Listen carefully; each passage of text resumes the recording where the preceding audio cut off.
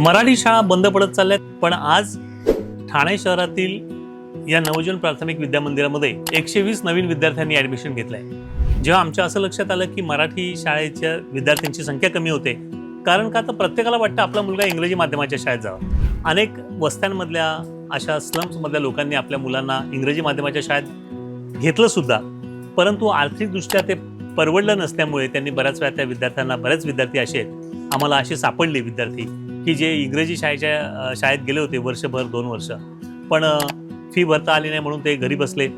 अशा विद्यार्थ्यांना आमच्या शिक्षकांनी पालकांशी संपर्क केला, त्यांना पटवून दिलं, काळजी करू नका, तुमचा विद्यार्थी तेवढंच चांगलं इंग्रजी बोलेल ज्या अपेक्षेने तुम्ही इंग्रजी शाळेत घातलं होतं।